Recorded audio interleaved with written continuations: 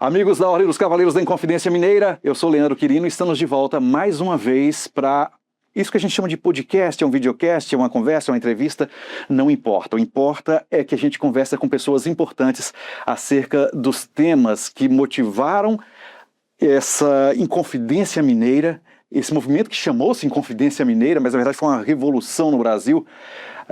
Tivemos nosso mártir, o Tiradentes, decapitado por causa de 20%, e hoje nós estamos com 30 e tantos por cento. Do quinto dos infernos que éramos, hoje nós somos o terço dos infernos, e a gente vai falar sobre política no programa de hoje, porque nós estamos recebendo aqui a jovem, simpática e bela vereadora de Belo Horizonte, Fernanda Altoé, que é do Novo. Isso. Né?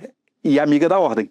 Verdade, Leandro. Primeiro agradecer, pela oportunidade de estar aqui com você, agradecer a Ordem que sempre me prestigia, inclusive mandar aí meu abraço pro grão-mestre Sérgio. Sérgio, que mudaram o título, porque ele se incomodava um pouco com o mestre, colocaram agora grão-colar. A gente está tentando se adaptar a isso ainda. Vou aprendendo. Passamos também. 30 anos chamando de grão-mestre e hoje ele é grão-colar da Ordem dos Cavaleiros da Inconfidência Mineira, que tinham valores da fraternidade, da liberdade, tão escassas hoje no nosso tempo. E a gente está conversando aqui com um agente do direito no Brasil, que você é formado, eu falo a você porque você é jovem, tá? Inclusive estou com o cabelo ainda. Soube que doutora te incomoda, então você... Porque... Aliás, até vindo um pouco do direito, a gente está com um pouco de liberdade tolhidas. Né? Que cenário? Como que você avalia? Ô Leandro, eu fiz até uns tempos atrás um vídeo falando um pouco sobre isso. Eu falei, jamais comparando, digamos, as pessoas do 8 de janeiro aos inconfidentes. Uhum. Não é uma comparação. Mas o que foi feito ali é um ato de perseguição. Crimes foram cometidos, crimes precisam ser apurados, mas o primeiro direito que nós temos como cidadão e como Estado regido por uma Constituição, que é um Estado democrático de direito, é você ser julgado por um juiz competente. Uhum. O STF jamais teria competência para julgar os atos do 8 de janeiro. Primeiro porque são cidadãos comuns, não tem foro privilegiado. Ninguém com foro privilegiado. Segundo que eles são supostas vítimas. Não, e outra, eles estão se ancorando num artigo do regimento interno, que é um regimento interno escrito na época da ditadura militar. Sim. Anterior à Constituição Federal, e um artigo que fala que os crimes cometidos nas dependências do STF podem ser investigados. Não punidos. Jamais. E tem uma decisão, inclusive, do plenário do STF, falando que uma coisa é investigar, mas que jamais poderiam julgar ou processar. Então, eles estão usurpando de uma competência que seria de um juiz de primeira instância, do Distrito Federal, e isso tira dessas pessoas o direito ao duplo grau de jurisdição. Porque... Você não tem para que recorrer. Adeus. E hoje no Brasil você só pode ser preso depois de uma decisão da segunda instância. A partir do momento em que você começa uma investigação no STF, você vai ser preso e você permanecerá preso. Porque não tem como julgar, rejulgar, reavaliar numa corte inferior. Exato. E você falando aí dos inconfidentes. O que eles fizeram com Tiradentes? Eles salgaram a casa de Tiradentes e falaram: daqui nada mais pode germinar. Eles confiscaram todos os bens dos inconfidentes. Ele foi o único morto. Mas eles fizeram uma morte civil para várias outras pessoas. E as demais foram exiladas do Brasil. As pessoas do 8 de janeiro estão sendo condenadas. Quem financiou um ônibus para ir para Brasília pagando R$500 sem sequer saber o que ia acontecer ali, foi condenado a uma pena de 30 milhões de reais. Foi um empresário no sul do Brasil. Isso é um confisco. Você falar que essas pessoas vão ficar presas 23 anos é uma morte civil dessas pessoas. Então, assim, a gente fala muito hoje, na nossa bandeira, da liberdade ainda que tardia, liberdade é o princípio básico de qualquer país regido por uma lei, por uma Constituição. E o que a gente está fazendo? A gente está ignorando o que se coloca à frente como soberania, como democracia, como Estado democrático de direito. Dá um medo até. Principalmente da minha atividade, que é comunicação, sobretudo, porque a liberdade de expressão foi tolhida desde a Altoé. Aliás, tem o seu nome. A revista Altoé é do amigo do meu pai. Oh, mentira, deve ser parente, então. A revista Altoé fez uma uma reportagem sobre o Toffoli, que o Marcelo Odebrecht chamava de amigo do amigo do meu pai. Essa é a capa da revista, ela foi censurada e está censurada até hoje. Exatamente, que é o caso também do documentário do Brasil Paralelo. Está censurado até hoje. Está censurado até hoje, desde a época da última eleição e até hoje. O que era temporário virou permanente. A censura voltou? Eu falo como parlamentar. Né? Em tese, como vereadora de Belo Horizonte, eu tenho uma proteção constitucional.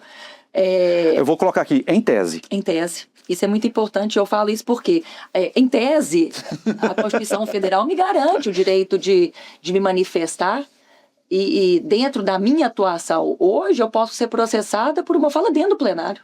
O Nicolas foi processado várias vezes. Foi, por uma fala dentro. O Van Hatten, que é do seu partido, foi. Do Congresso Nacional. Exatamente. Van Hatten. A gente precisa acordar para isso, a gente precisa... Eu tenho muito nítido para mim. A polarização não é o problema do Brasil. Não. O mundo é polarizado desde que o mundo é mundo. Você sempre teve dois lados. Tiveram que escolher entre Jesus e Barrabás. Você sempre vai ter duas versões dos fatos. O nosso problema hoje é da gente conseguir se unir sobre temas que o mundo sempre se uniu. A corrupção é um tema que deveria unir esquerda e direita.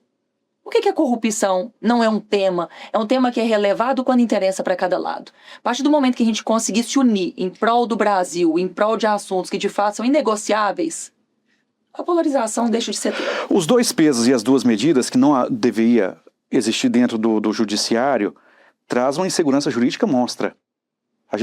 Cada juiz agora tem principalmente nas cortes superiores, tem uma própria Constituição. Sim.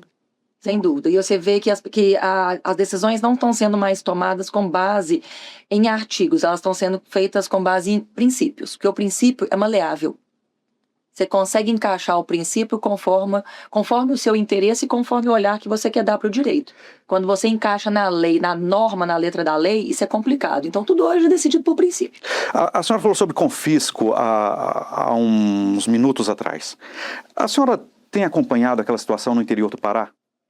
Qual delas? O ICMBio com o IBAMA entrando nas propriedades e confiscando o rebanho, colocando fogo nas casas, nos currais, nos tratores, nos implementos daquelas famílias, de famílias que estão lá há 40 anos. E o argumento é qual? Você sabe? Ambiental. Mas daí eles cometem crimes ambientais colocando fogo nos tratores. Aí você vê o COP30, o que fizeram para conseguir viabilizar o COP30? O medo do que acontece no interior do Pará, isso precisa ganhar as mídias, viu? Já está chegando a produtores do Rio Grande do Sul, que hoje eu acompanhei autoridades, influenciadores do Rio Grande do Sul com medo de que isso se aplique no restante do país, porque estão invadindo. É isso, você coloca o princípio, né, da garantia de um meio ambiente, sendo que o agro hoje é quem mais preserva áreas no Brasil. Exatamente. Porque hoje qualquer propriedade rural tem que ter uma reserva legal, é uma área significativa. E o replantio, por exemplo, da soja, ele produz muito oxigênio.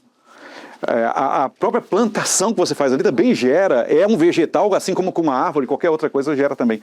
Então existem, na verdade, as pessoas contando muitas mentiras para passar um conceito. Por exemplo, eu estava no Nordeste há um tempo atrás e disse assim, um banho de 15 minutos você gasta 200 litros d'água, a água vai acabar. Primeiro, eu não acredito que eu gaste 200 litros d'água em 15 minutos. E segundo, a água nunca vai acabar. A água que tem hoje no planeta é a que tinha no tempo de Adão e Eva. Você até me lembra, Leandro. Eles contam uma mentira para tentar passar uma outra coisa. Cara, vamos cuidar da ecologia? Vamos. Mas não minta para mim. É a narrativa. Você está me lembrando um professor de física que eu tinha na época de escola. E ele falava assim, o dia que seu pai abrir a geladeira e ficar te xingando porque você deixou a luz do quarto acesa, explica para ele que a geladeira aberta gasta muito mais luz do que a do quarto que você deixou ligada. Sim. Então, assim, a gente vê muitas vezes a tentativa de controle das mídias. Qual o argumento? Proteção da criança e do adolescente quando elas estão expostas. A questão é essa. O argumento por trás de onde se quer chegar. Então, assim, o Pará, o que gerou desenvolvimento para aquela região foi o agronegócio. Foi aprovada na CCJ da Câmara a redução da maioridade penal. A senhora é promotora de justiça. Eu fui promotora de justiça em São Paulo. Eu vi aqui, formada na PUC Minas em Direito, mas foi promotora lá em São Paulo. Lá em São Paulo. Das Braba. De São Paulo. Que a gente tem medo de promotora. Eu tenho medo. Costuma ser um povo bravo. Eu sou a favor da redução da maioridade penal. Não resolve o problema da violência no Brasil. Não resolve, mas a gente já está dando o direito da criança decidir até qual que é o próprio sexo, por que não responder pelos atos que respondem. Né? Se a gente quer dar autoridade para a criança e para o adolescente, que seja para tudo. Em Uberlândia, no ano passado, ou há 2 anos, um menor com 14 anos assassinou uma outra menina da mesma idade porque ela era feliz demais. Esse é o argumento dele. Eu tive um caso em São Paulo... Quando... 14 anos é a maioridade penal na Argentina. Eu tive... e 14 anos não é criança, né? 14 anos já gera uma vida. Então, assim, que seja diminuir para 16 anos, mas a gente precisa ter medidas de mais responsabilidade para quem tem um desvio de caráter, né? Quando eu fui promotora em São Caetano do Sul, eu estava em Ferraz de Vasconcelos. Eu estava na Vara da Infância e Juventude e tinha aparecido um caso lá de um menino que tinha estuprado a colega dentro de uma escola pública municipal. E quando eu fui conversar com ele, né, fazer a oitiva, ele tinha uma tatuagem de palhaço na perna. E eu era novata, né, não tinha conhecimento. Assim que eu cheguei, o escrivão que estava do meu lado apontou a tatuagem. Que representa quem atira em policial. Quem mata policial. E eu não tinha entendido. E aí o escrivão perguntou, falou, essa tatuagem na sua perna, você sabe o significado disso? E ele bateu na perna e falou assim, sei, tenho muito orgulho, já matei 4. E ele estava respondendo, provavelmente ia pegar uma internação, né, ou alguma outra medida leve, e ele tinha orgulho de ter matado 4 policiais. Imagine que num confronto o policial baleia, eu acho que esse é o verbo, balear, um adolescente desse. Nossa Senhora. Qual vai ser a mídia? Qual vai ser a mídia? Aqui em BH, na última semana, teve um confronto com o menor e ele levou a pior. Ele foi baleado, foi para no hospital. Se tem uma mãe para chorar, que seja a do criminoso. Não, e outra, gente, as medidas despenalizadoras existem para os adultos, porque não vão existir também para esses adolescentes criminosos. Né? Você não faz a análise aí do adulto que comete o crime e ao invés de ser preso está com uma tornozeleira eletrônica? Sim. Você não faz a análise do adulto que no final de uma condenação, ao invés de preso, às vezes presta um serviço à comunidade, mas ele deixa de ser primário.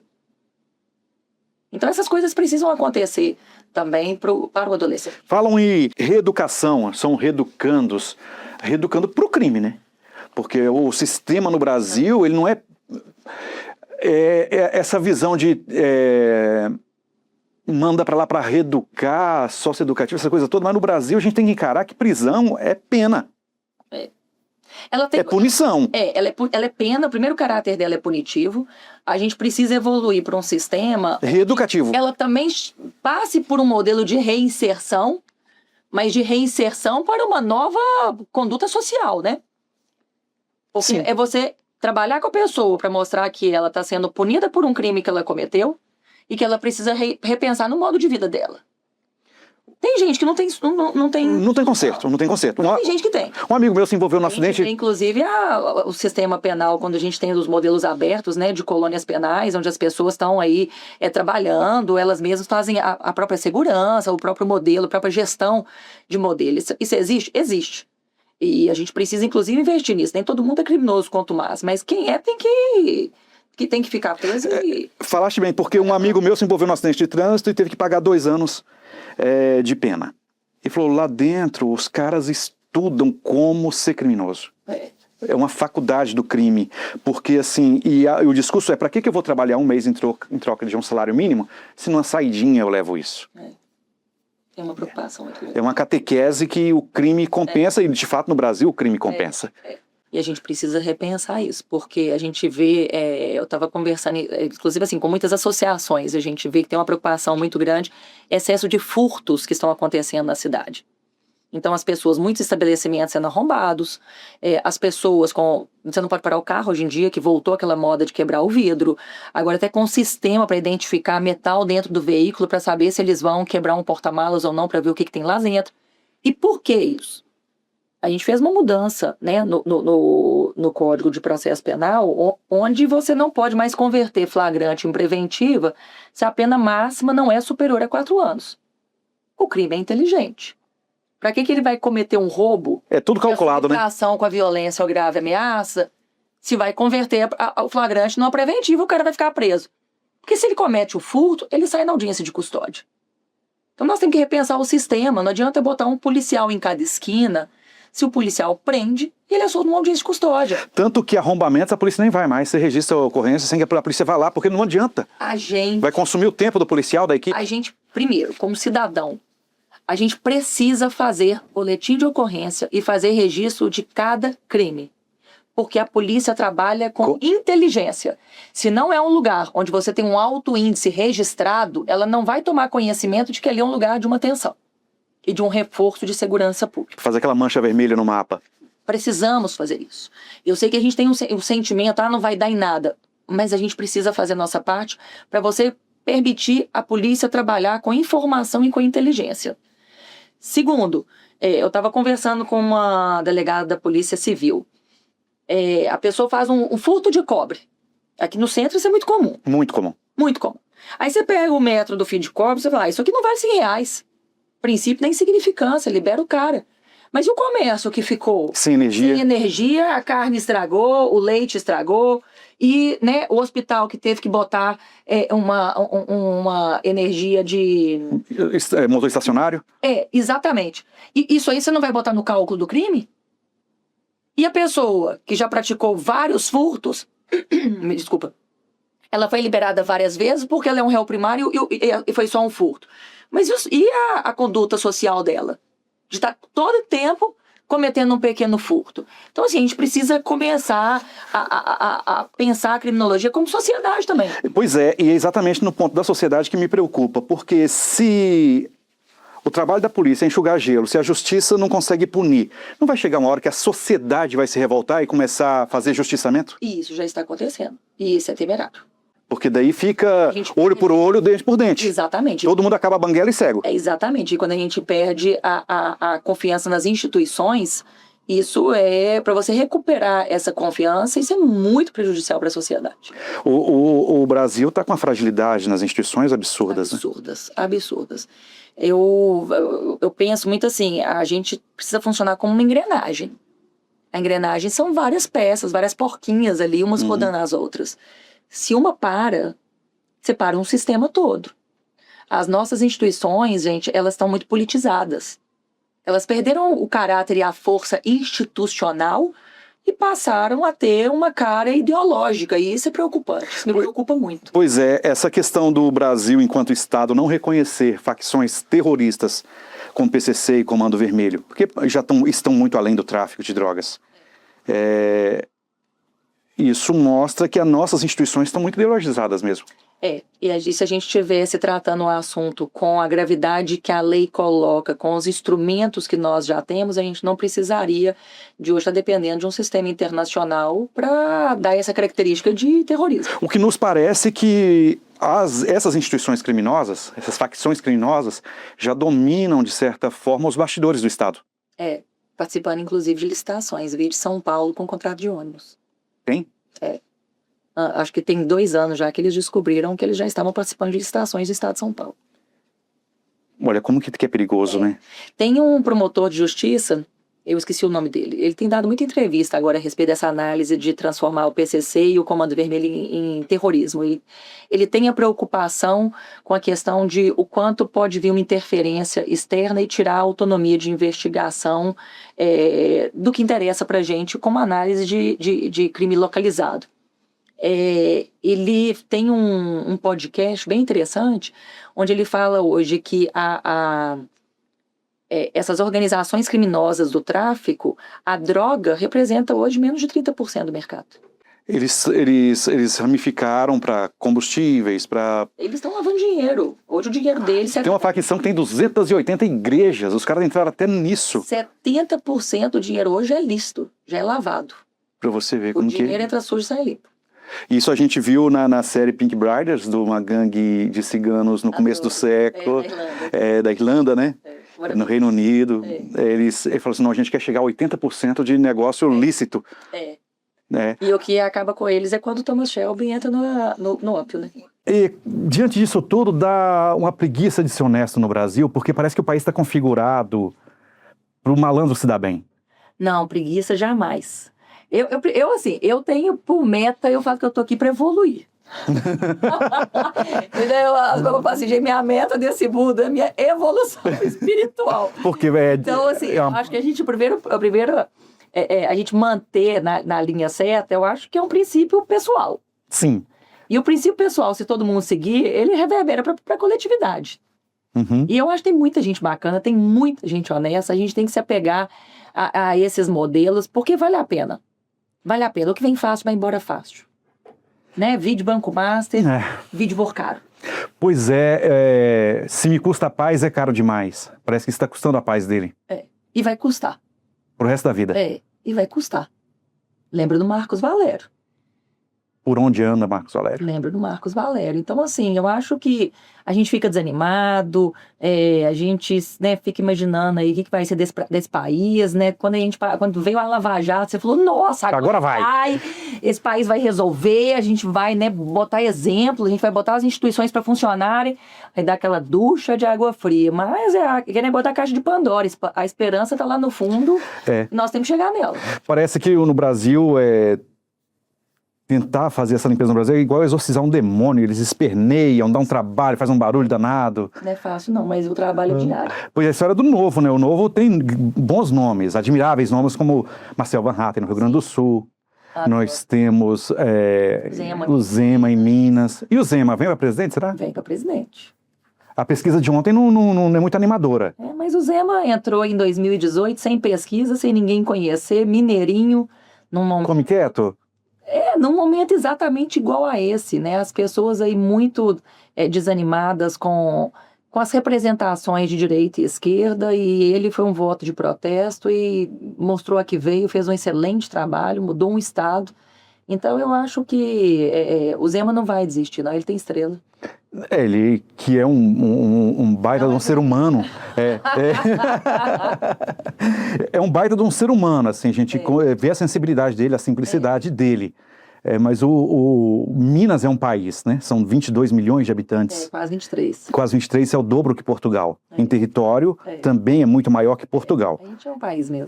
Com a própria cultura, com a própria música, com a própria colina. Língua. Com a própria língua, uai, só. E assim, mas Brasil é um negócio grande. Sim. Brasil é um negócio muito grande. Mas quem vence são os ousados.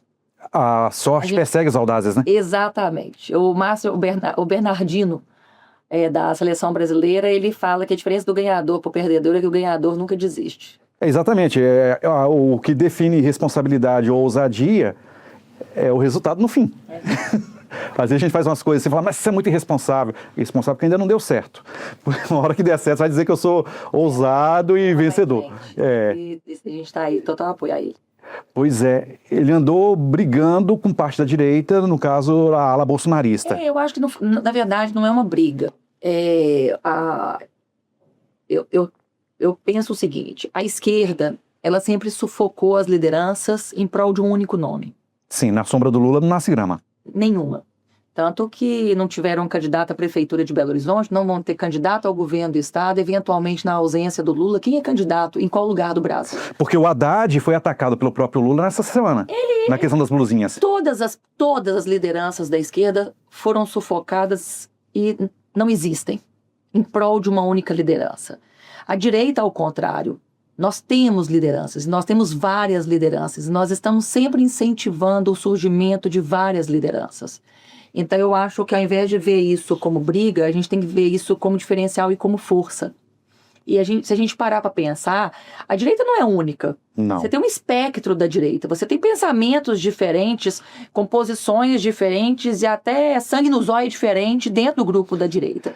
E a gente tem que dar a opção para todas essas pessoas, para que depois, no final, todo mundo apoie quem tenha saído como vencedor dentro desse grupo da direita. E é isso que a gente precisa fazer. Dentro dessas variáveis dentro da direita, por exemplo, o BH teve um candidato a vereador pelo Novo, que é o doutor Marcelo, que é libertário. Sim, verdade. Eu achei maravilhoso o quanto ele enriqueceu o debate. É verdade. Não se elegeu, mas que ele enriqueceu o debate, ele enriqueceu muito. E é isso, a beleza da direita, primeiro, a gente é sempre vigilante.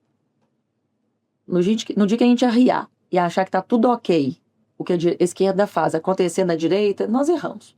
nosso diferencial. Sobretudo ter os seus políticos de estimação, né? É isso. Que pode fazer o que quiser, que tá valendo. É isso. Eu sou uma eleitora de direita desde que eu me entendo por gente.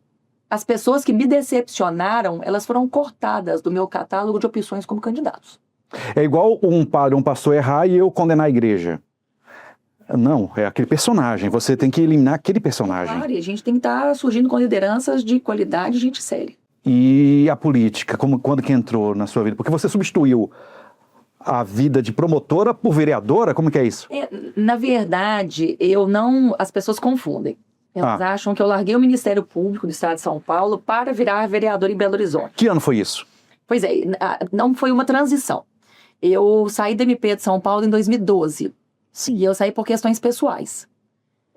Minha família é de BH, meu marido é de BH, e eu tive muito receio de encarar uma profissão de promotora de justiça em São Paulo, onde, né, a carreira estava muito engessada na época, e isso sacrificar meu casamento. E aí, quando eu fiz uma ponderação para mim, não necessariamente, né, fazer essa opção seria um sacrifício, mas eu fiz uma ponderação para mim e eu optei por não sacrificar a minha família, estar em Belo Horizonte, ao lado dos meus pais, minha sogra, meus irmãos, meus cunhados, meus amigos. Porque eu imagino que você havia saído daqui em razão dessa função lá. Eu saí de BH, fui para São Paulo. Por causa do concurso. Tomei posse e me exonerei. Larguei um concurso que foi o último a ter aposentadoria integral no estado de São Paulo, e meu apelido carinhoso lá é a louca do 88º, que é o número do meu concurso. O procurador-geral, ele me sacudia, ele brincava: menina, mineiro nasce com o umbigo grudado na terra. Eu falei: nasce, eu tô voltando. A política só foi aparecer para mim em 2015. 3 anos depois. 3 anos depois, né? Meu marido cogitou ir embora do Brasil, já com muita desesperança. Foi aquele momento de ebulição. Momento de ebulição, e ele Porque Dilma estava ali e tal. Exatamente, ele falou: vamos embora daqui, que isso aqui não vai dar em nada, a gente é jovem, tem um potencial de trabalho enorme, né? Vamos fazer família, vamos criar nosso futuro fora daqui. E aí eu falei: meu Deus, eu larguei São Paulo para estar aqui, agora nós vamos embora, nós vamos fugir. Né? E aí eu convenci ele, a gente a ficar um pouco ali poliana, vou começar a participar e não vou fugir, eu vou salvar o Brasil. E, né, pelas obras de Deus, um amigo que até já faleceu, foi ele quem me levou para o Novo. Eu comecei a participar das reuniões. O Novo estava nascendo por ali. Eu sou uma das primeiras filiadas do Novo Minas Gerais. O Almoedo era o presidente. Pra você ver como que o Novo é diferente, que expulsaram o cara que fundou o partido porque não cumpriu a cartilha. Exatamente. Nós não temos donos, e o que vale pra gente são os nossos valores e as nossas ideias, e quem quiser passar por cima disso, a porta tá aberta, é serventia da casa. Né? E daí, 2015, você se elegeu vereadora. Aí, em 2015, eu me filiei ao Novo, comecei a frequentar as reuniões. Em 2016, foi a primeira eleição do Novo no Brasil. Sim. Aí o Novo teve candidatos a vereador em Belo Horizonte, São Paulo, Rio de Janeiro e Porto Alegre.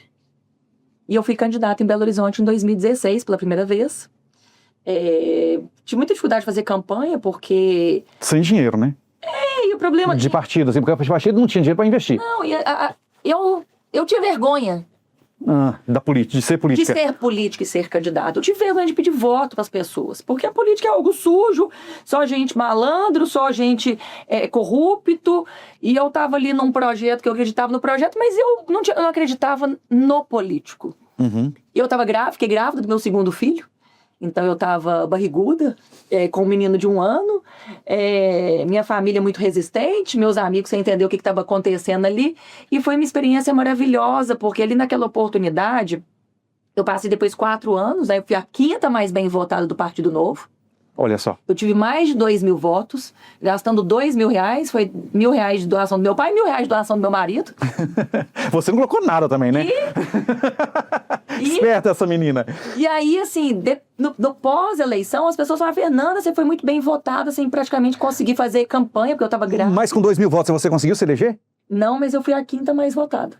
Sim. E ali aqueceu o nome. E eu não tinha pretensões de ter uma carreira política, nem de ser candidata de novo. Eu fui pelo projeto. E ali, a grande transformação para mim foi ouvir as pessoas assim: não, como foi bom eu lembrar em quem que eu votei. Como foi bom votar acreditando que era uma pessoa que, de fato, estava ali em prol de uma coletividade. E aí foi em 2019, o hoje governador Matheus Simões, na época ele estava como secretário de Estado, ele me ligou e falou: Fernanda, você vai vir candidata de novo? Eu falei: não vou. Ele falou, vai, a gente precisa de gente comprometida, você tem perfil. E na época o Matheus estava sendo ameaçado de morte, porque ele tinha caçado o presidente da Câmara Municipal, que inclusive tem 4 processos de homicídio contra ele. Meu Deus! Ele voltado pelo BOP. E eu falei com ele, falei, Matheus, eu tenho... Ele era vereador na época, não? Ele era Ele já estava como secretário. secretário. Ele estava afastado do cargo, o Bernardo Ramos, quem assumiu no lugar dele. E eu falei, Matheus, eu tenho filhos, eu não posso, eu não quero correr risco. Ele falou, Fernanda, política não é isso. Ele falou, você vai encontrar um ambiente favorável a você como mulher, onde você vai conseguir conciliar a sua família, você vai conseguir desenvolver a sua, né, a sua forma, ter a sua cara. Ele falou, aquela foi uma opção que eu fiz. Não precisa ser a sua opção. E aí eu encarei o desafio novamente, falei, gente, vamos tentar aí mais uma vez. E acabei sendo eleita em 2020, pela primeira vez. Daí você foi reeleita agora. Agora em 2024. Ou seja, você passou pelo crivo do eleitor, assim, porque... Triplicando a votação. Triplicando a votação? Triplicando a votação. Porque qualquer político no mandato, ele tem um desgaste de 30%. Ele vai... As pessoas que votaram nele na primeira, 30% não votam mais. Você, no caso, conseguiu triplicar. Tripliquei a votação. Isso sendo a vereadora mais econômica da história de Belo Horizonte, com a equipe mais enxuta da Câmara Municipal, sem usar os 2 carros, tem 2 carros oficiais por vereadora, eu não uso nem o carro oficial. Então, assim, a proposta inicial eu estou cumprindo até hoje, porque é algo que eu acredito. E aí, muitas vezes a pessoa fala, Fernanda, para que você está fazendo essa economia? Se o dinheiro vai para a prefeitura, você não sabe para onde vai. Porque se eu fizer as pessoas valorizarem e começarem a cobrar, pode ser que o dinheiro público seja respeitado por todo e qualquer parlamentar. Eu até acho que a gente comentou do Gayer agora há pouco, ele não usa nada das emendas parlamentares, ele não usa essas verbas. Eu acho que isso é uma distorção no Brasil. A gente gasta muito com o partido político, a gente gasta muito com o parlamentar. E a gente... É muito caro, né? Eu vi o gasto do Tiririca hoje cedo, 700 mil, ele foi, acho que não foi... 50 vezes na Assembleia esse ano. É triste, mas é uma cultura. E a cultura a gente só muda a longo prazo. A gente não muda da noite pro dia. É que a gente gosta de tudo que nos é favorável, mesmo que seja errado. Até uma mentira a nosso favor, a gente deixa passar. E a gente acha assim, o dinheiro é público. As pessoas acham que o dinheiro público é um dinheiro de ninguém. Só que é o dinheiro que é meu, é seu e é de todos nós. O dinheiro que mais tem dono é o dinheiro público. Porque eu uso muito esse princípio para quando vejo pessoas deteriorando bens públicos. Eu falo, não, mas isso aqui não é de ninguém. Eu falo, não, cara, isso aqui é público. Eu falei, cara, o público é de todo mundo. É de muita gente. Não é que não é de ninguém. É de todo mundo. O vandalismo é uma das coisas mais ridículas que eu acho que a cabeça humana pode pensar. Pô, não, que isso aqui não é público. Eu falei, então é de todo mundo, inclusive você é obrigado a cuidar disso. Exatamente. E eu estou falando de um bem público, a gente falando agora do recurso público, que todos nós pagamos. E é isso. E pagamos muito, né? Dinheiro que é caro. Se você fizer uma análise, assim, a reforma que você faz nessa sala, como particular, e você fazer a mesma reforma como poder público... É muito mais caro. É muito mais caro. Porque você tem todo um processo de licitação, você tem toda uma burocracia. Então, assim, tudo que é público custa muito mais caro pra gente. A gente deveria valorizar e cuidar muito mais do que aquilo que é nosso, inclusive pessoal. No tempo da enchente no Rio Grande do Sul, foi levada uma ponte e a licitação, o orçamento, estava em casa de 2, 3 milhões. Os empresários da cidade com 500 mil foram lá e fizeram a ponte. Mas e em 2 meses. É diferente. Se fosse esperar o Estado, ia custar muito mais caro e ia levar 2 anos para ficar pronto. Exatamente. Né? E como que está a política em BH? Como está a Câmara hoje? Ela está mais endireitada ou mais para a esquerda? A Câmara está bem polarizada, né? Em relação ao mandato passado, hoje a gente tem uma bancada tanto de esquerda quanto de direita, fortes. A gente tem um grupo muito grande como base do prefeito, mas eu acho que a tendência... O Novo é base para o prefeito hoje? Pois é. Hoje nós temos ali... Ou tá meio neutro? Perfis distintos dentro do Partido Novo. Eu, particularmente, eu consegui, graças a Deus, criar uma posição muito neutra em relação a ser base ou ser oposição. Porque eu acredito, a posição é em cada projeto, né? É claro. Porque se você vai assim, a gente é base, então tudo que vier a gente vota a favor. É isso. Mas, cara, então para que eu preciso de um Ô, vereador? Leandro, o princípio básico para mim é executivo, legislativo e judiciário. São independentes e harmônicos entre si. Isso é o verdadeiro sistema de freios e contrapesos. Eu, como vereadora, eu preciso apoiar aquilo que é bom para a cidade e fiscalizar e bater no que é ruim. Sim. Eu não vou ficar passando pano para o que está errado porque eu preciso de algo dentro da prefeitura. Eu não tenho nenhum cargo dentro da prefeitura. Eu sou vice-presidente da Câmara Municipal, eu não tenho nenhum cargo dentro da Câmara Como Municipal, vice-presidente? exceto o meu gabinete. Sim. Porque eu não quero pagar boleto, eu quero ter liberdade para fazer a minha atuação. Isso me é muito caro. Então, no dia que a prefeitura falar assim, você votou assim no que a prefeitura queria, e você não vai ter acesso a uma demanda, a demanda não está sendo negada para mim. A demanda está sendo negada para o cidadão que procura o meu gabinete e eu procuro a Prefeitura de Belo Horizonte. Mas, graças a Deus, é uma característica que eu consegui ser muito marcante minha como vereadora. E desde o mandato do ex-prefeito Fuad, eu tenho uma relação com a Prefeitura de Belo Horizonte onde eles sabem o que esperar de mim. Eles sabem onde esperar o meu apoio e eles sabem onde esperar uma atuação firme contra aquilo que eu sei que está errado. E eles sabem que eu mudo de opinião. Já teve situações em que eu achava que era uma situação, a prefeitura conseguiu me mostrar que era outra, eu mudei de opinião. Sim. Isso é Então, maturidade. É maturidade. E isso é o sistema de freios e contrapesos. Então, assim, eu não vou falar que o Novo é base, nem a oposição, porque nós temos perfis muito distintos dentro do Novo. E qual a avaliação hoje da administração municipal? Eu ando nas ruas e ouço favoráveis e os contrários, mas como que os vereadores hoje avaliam? E pela análise do vereador e pela análise do olhar de quem é base e de quem é oposição. Ah, tá. O prefeito hoje, Álvaro Damião, ele está com quase 1 ano e meio de mandato. Eu acho que o Álvaro ainda está assim, definindo qual é a maior característica dele como prefeito. Ele era vereador. Sim. E eu acho que ele está buscando ainda esse espaço. É bem intencionado? A questão é um prefeito bem intencionado? Eu acredito que sim. Eu acredito nele como uma pessoa bem intencionada. Mas eu acho que as pessoas estão precisando mudar mais assim, a forma como a cidade continua muito suja. Muito. Observávamos isso hoje cedo. A cidade continua muito suja e nós aumentamos o número de secretarias, o número de cargos comissionados. A cidade precisa desenvolver. É uma capital que é muito tacanha, sabe? A gente não consegue uma obra deslanchar, desenvolver, cumprir um cronograma. Ontem mesmo eu fiz um vídeo falando assim, que bom que a Prefeitura de Belo Horizonte puniu, multou e impediu as empresas que ganharam uma licitação para uma obra ali em cima da BR-356, no trevo do BH Shopping, uma obra que era para terminar em dezembro deste ano. A gente está no meio do ano, não tem nem 11% da obra concluída, e vai fazer o quê com essas empresas? Vai falar, ok? Não. Tem que ter punição, tem que falar, aqui você não pisa mais, vão chamar o segundo colocado, porque o prejuízo já ficou para a cidade. Porque o transtorno, principalmente essas obras de trânsito em BH, por exemplo, aquela obra do shopping estação, será que precisava de 3 anos mesmo ficar pronto? Não, e outra, será que era aquele o modelo será que era aquele o projeto necessário para resolver o problema? E por que não criou uma alternativa para o trânsito antes de começar a obra? Porque aquilo está um gargalo na hora do rush. A gente vai desviar o trânsito aqui, o plano parte para o bairro, então a gente vai dar uma preparada nessa rua do bairro aqui para receber esse trânsito. E o Belo Horizonte ainda ficando igual gato escaldado, né? Na hora que você fala em obra, arrepia inteiro, fica desesperado. Eu ouvi uma propaganda da prefeitura. Não vê resultado. A gente vê, gente, a China.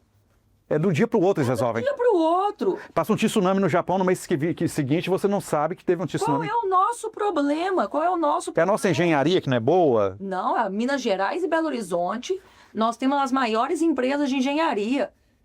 Eu vi uma propaganda. A gente exportou obra para o Brasil inteiro, a gente, né, para o Brasil inteiro, para a África. Eu vi uma propaganda da prefeitura. Eu vi uma propaganda da prefeitura dizendo que vão alargar alguma coisa no anel viário. Eu falei, serão 11 obras, parece. Meu Deus, isso vai dar um transtorno. Porque até com ele, deixa ele tá ruim, mas tá bom. E aquilo é uma tristeza porque o anel era federal, era uma área da União. Era. A União nunca fez nada pelo anel rodoviário, nada. Aí a Prefeitura de Belo Horizonte municipalizou o anel rodoviário.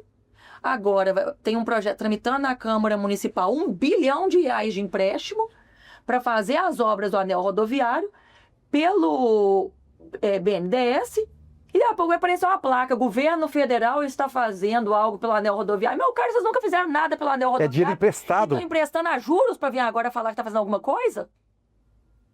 Meu Deus. Então é isso que eu não entendo. Sabe assim, não entendo. 1 bi é muito dinheiro. Você sabe o que é 1 bi? 1 milhão de segundos são 12 dias.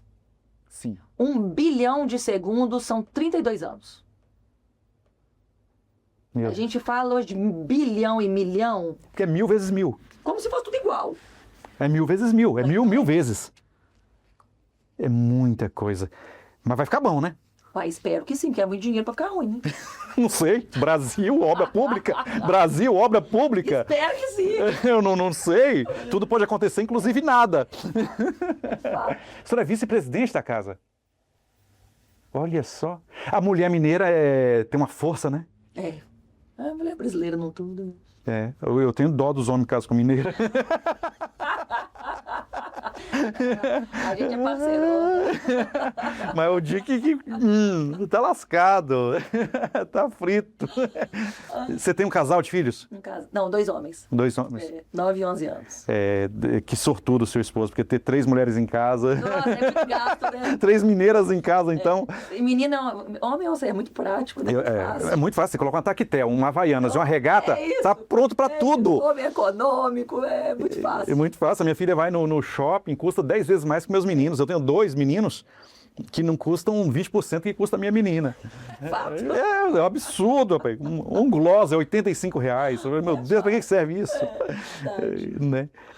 Que legal, cara. Mas essa pegada feminina, esse jeito de enxergar o mundo pelas mulheres é muito importante no parlamento. É fato. Eu acredito muito no trabalho mulher com os homens, a gente lado a lado. Nem tanto mar, nem tanto terra. Exato. Acho que a mulher está perdendo muito a feminilidade, os espaços dela, muitas vezes, nessa tentativa de estar sempre... Querendo parecer com homem. Ocupar o espaço do homem. O homem tem o espaço dele, a mulher tem o espaço dela, e a gente pega a política brasileira. Nós somos 50% da população brasileira. 53% das eleitoras. Exato. E nós não estamos em 53% dos espaços de poder. A Câmara Municipal hoje tem uma representatividade muito boa, a gente é 1/4, nós somos 41 vereadores, nós somos 12 mulheres.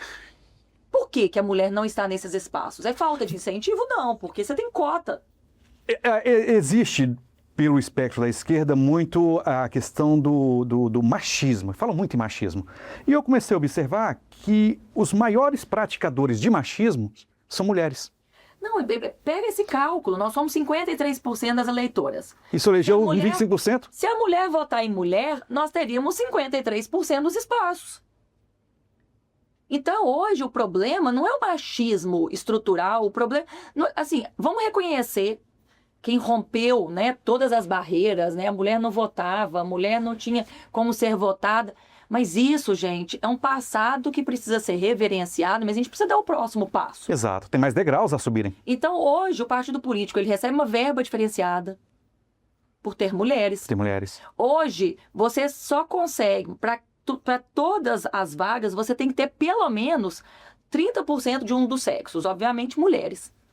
Uhum. A gente não consegue com facilidade mulheres para serem candidatas. Surgiu muito a questão de candidatas laranja, porque os partidos não conseguiam e ela pegava fulano e ciclano e jogava lá. Para cada mulher que deixa de ser candidata, você retira 2 homens como candidatos. Mas porque é verdade. 30%. Então, assim, se nós não estamos sendo candidatas, é porque as mulheres não querem participar. Por quê? Se nós não estamos em 53% dos espaços de poder, é porque as mulheres não votam em mulheres.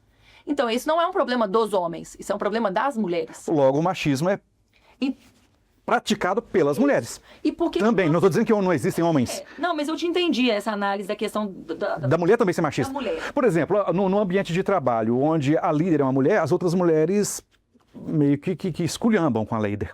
Acaba tendo um confronto muitas vezes. A mulher da hierarquia abaixo não respeita aquela líder como se ela fosse, se fosse um homem no lugar. E isso é algo que tem que ser trabalhado dentro do universo feminino também. E você me perguntou, por que as mulheres não querem ser candidatas? Eu acho assim, eu já participei de eventos... É uma selva, né? O negócio... Eu já participei de eventos de política onde só falavam de violência política contra a mulher. Falei, como você quer incentivar uma mulher a ser política se você só fala de violência? Você vem aqui para apanhar? A propaganda é essa. Eu sou uma super mulher. Eu nunca sofri nenhuma situação de violência política dentro da Câmara Municipal. Pelo fato de eu ser mulher, muito pelo contrário, eu sempre fui muito respeitada pelos meus colegas, eu fui sempre muito bem tratada por todos eles. E é isso que eu preciso mostrar para essas mulheres. E eu consigo sim conciliar minha vida de mãe, de esposa, de filha, de advogada. A advocacia até ficou muito em segundo plano, porque eu não consigo tempo e quando eu entro no projeto, eu entro a todo vapor. Mas a gente precisa mostrar isso para as pessoas. Eu vou sair daqui, eu vou buscar meus meninos na escola. Não me apresse. Porque me colou as placas quando eu vi alguém biologicamente homem assumindo a comissão, me colou as placas, porque as mulheres estão abrindo mão para quem que é biologicamente masculino. E que não entende a demanda... Muito cuidado com o que você vai falar, viu? Por isso que eu tô... Não tenho nada contra a homossexualidade, não, mas... uma questão das necessidades físicas de uma mulher não pode ser compreendida por uma mulher trans. E outra, né? É um espaço onde... E até psicológico, que a mulher pensa diferente. É um espaço onde tem uma fila muito grande ainda para rodar para chegar na vez dela. Né? E esse ano é um ano político. Sim, nós temos eleições esse ano. Há pouco você disse que a gente avançou lá, precisava degraus serem avançados. Você também vai avançar nesses degraus mais altos da política? Tá na hora, né, Leandro? 6 anos de vereadora? Já estou no meu 2º mandato, já são 6 anos como vereadora. Então, eu acho que está na hora já de tentar, né, ter um trabalho também, não só por Belo Horizonte, mas região metropolitana, Minas Gerais como um todo. Então, esse ano eu estou com um desafio aí de pré-candidata a deputada estadual. Você tirou 2.000 votos na primeira eleição, 6.000 votos na segunda. Isso. Você cresceu 300%. E depois agora na terceira, quase 19 mil. 19 mil faz um deputado? Pois a questão do deputado é um cálculo que depende muito, assim, do partido. A coligação. Me parece que o último a entrar nas vagas para a Assembleia Legislativa teve em torno de 30 e alguns mil votos. Mas eu estou trabalhando para ter pelo menos uns 60 mil. Você é pré-candidata declarada, então, à Assembleia Legislativa de Minas. Isso.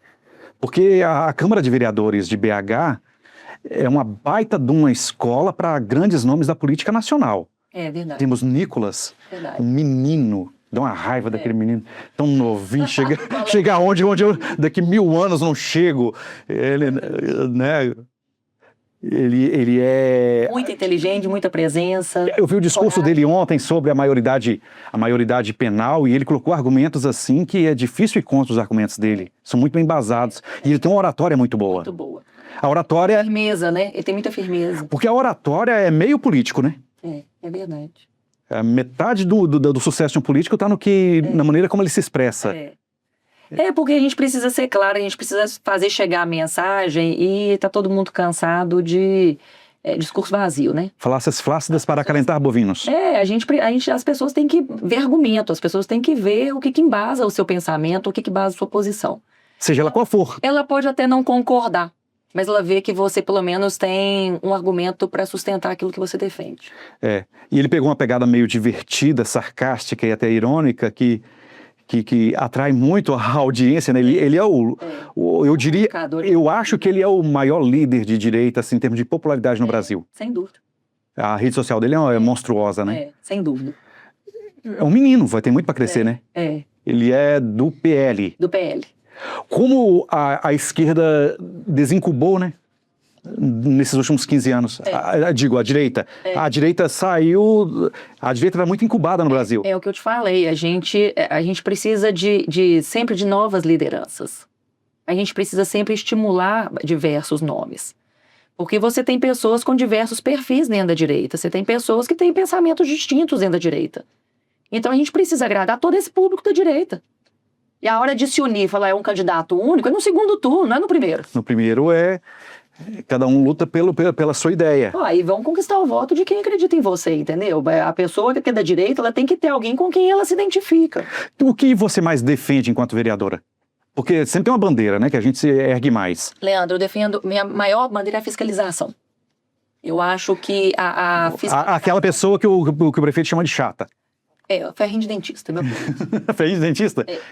A gente... Não é só chato, é amedrontador, Não, então. É amedrontador. É ferrinho de dentista. Dá medo. Não precisa ter medo. Quem faz a coisa certa não precisa ter medo, não. Tá. O legislativo tem duas principais funções. Legislar, que é fazer lei. E fiscalizar. E fiscalizar. Só que fiscalizar dá trabalho. Muito. E ninguém quer fazer. Fiscalizar não rende voto. E dá muito inimigo. É isso. Então, assim, eu acho que até pela minha formação jurídica, por toda a carreira que eu tive, eu tenho esse papel de fiscalização. Porque eu acho que lei a gente já tem demais. E lei não resolve a vida de ninguém. Todo grande escândalo no Brasil surge uma lei nova. E muda o que na vida das pessoas? Nada. Se a gente tivesse... A nossa Constituição Federal é uma Constituição que tem mais de 300 artigos. A Constituição americana não tem 10. A Constituição Qual que brasileira... garante mais o direito do cidadão? Americana. Porque é muito generalista a nossa Constituição. Não adianta garantir tudo se você não traz efetividade. Política pública não é só garantia de papel, é execução. Então, a partir do momento em que eu fiscalizo, eu faço o dinheiro público, o dinheiro de todos nós, o dinheiro de muita gente, chegar onde precisa chegar. Eu faço chegar na educação, eu faço chegar na saúde, eu faço chegar na segurança, eu faço chegar na zeladoria. Porque o dinheiro vai embora muito fácil. O dinheiro se perde de forma muito fácil. E a partir do momento em que você tem ali um olho vigilante, as cautelas são redobradas. Teve um estudo nos Estados Unidos de uma loja, numa grande loja de departamento, onde eles colocaram quadros de olhos. O furto e as pequenas subtrações nessas lojas reduziram quase 40%. Porque a pessoa se sentir vigiada, ela pensa 2 vezes antes de cometer a pequena infração. Sim. Então, meu papel como vereadora, meu principal papel como vereadora... Esse olho. É esse olho vigilante. Falávamos da fiscalização. Isso. Porque correu muito solto a questão de fiscalização no Brasil, né? Ninguém nunca deu valor para esse papel de fiscalização. Quando eu virei vereadora, eles falavam assim, Fernanda, menos promotor e mais vereadora. E eu falava exatamente esse diferencial que eu trago, né? Do conhecimento da lei, do conhecimento das instituições, do papel de cada um e da firmeza que a gente precisa ter nessa atuação de fiscalização, que para mim é muito mais importante que eu quero fazer lei. E na Assembleia dá para fazer mais? Com certeza. Com certeza. Aí deixa de ser só Belo Horizonte e passa a ser Minas inteira. Que eu falava há pouco, é um país. Isso aqui é muito grande. 853 municípios. É muito município, né? Eu sou de um estado que tem 52 municípios, né? Imagine, é muita coisa. Aliás, Minas tem uma responsabilidade muito grande na colonização do norte do Brasil. Goiás, Mato Grosso, Rondônia, um pouco do Acre. Amazonas já é um povo mais nativo.